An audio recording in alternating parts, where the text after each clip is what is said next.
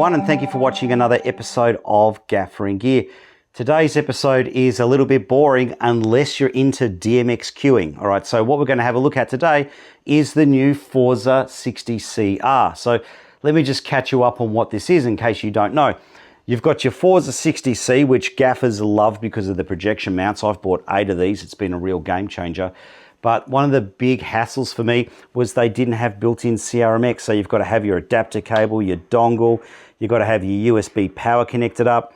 It was a little bit of a hassle to set up, whereas the new Forza 60CR has built-in CRMX, so you've got none of those cabling issues. Now, you don't have to go out and buy a brand new Forza 60CR if you want the built-in CRMX.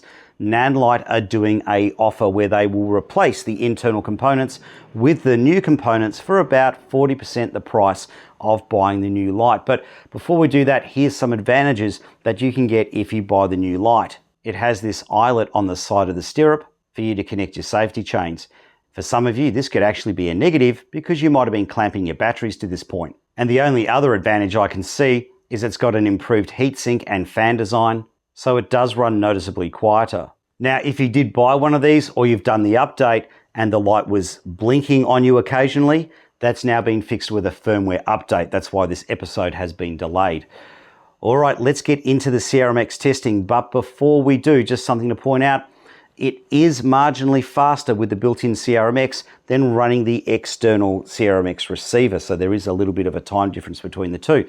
The other reason that I'm doing the test with the old unit, that's the old unit versus the new unit, is because when I initially started my testing with this, I noticed that the smoothing was slightly improved. It's still not perfect, but it's better than it was. I initially thought this was part of the hardware upgrade, but it must be a firmware upgrade because both lights are pretty much responding identically.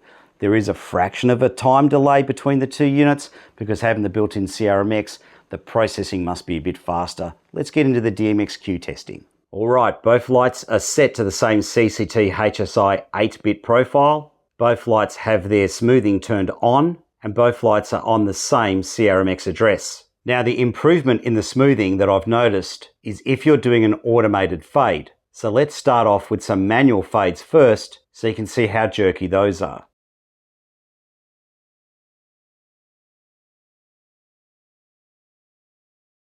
Now with the random fades, there was definitely a difference in the queue time between the CRMX built-in and the external CRMX receiver. But that queue time difference is not as obvious if you're just doing straight color queue changes.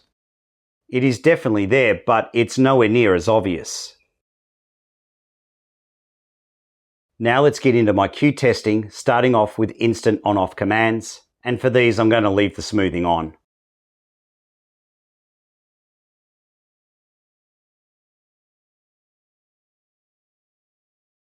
Now for some half-second cues.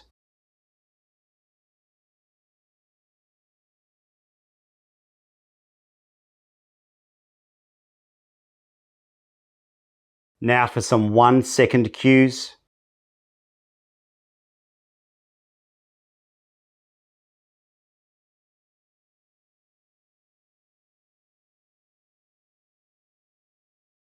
Now for some 2.5-second cues, and this is where it can get a little bit steppy, but it's less steppy than it once was.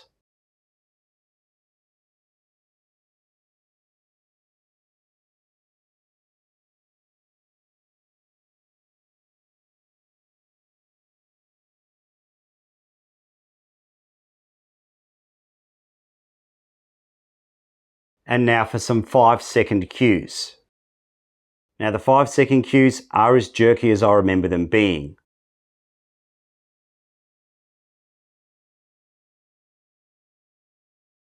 And I can't help but notice that these two lights don't particularly color match.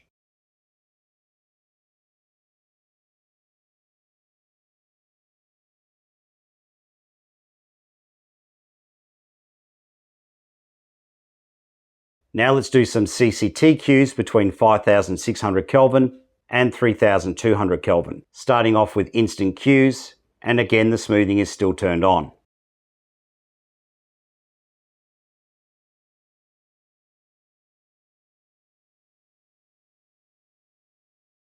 Now for some half-second cues.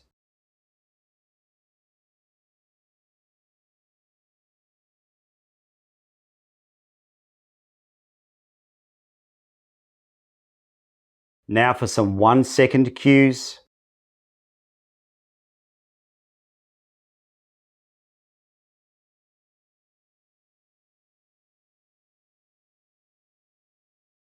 Now for some 2.5-second cues.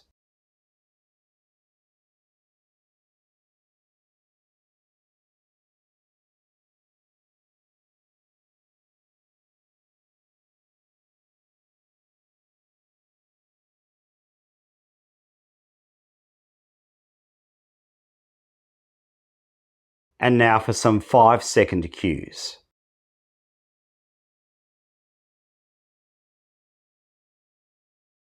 Now with the CCT cues, the DMX smoothing is dramatically improved over when I did the initial review. It's pretty much perfect.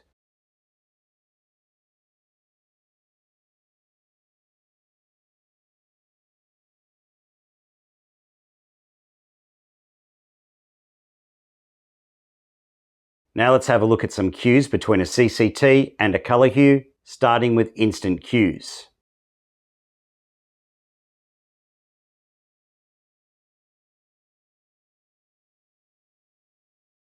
Now for some half-second cues.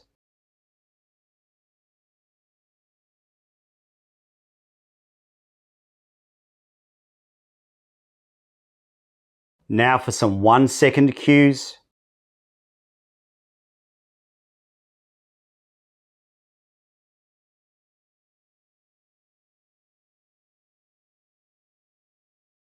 Now for some 2.5-second cues, and this is where the cues start to get a little bit jerky.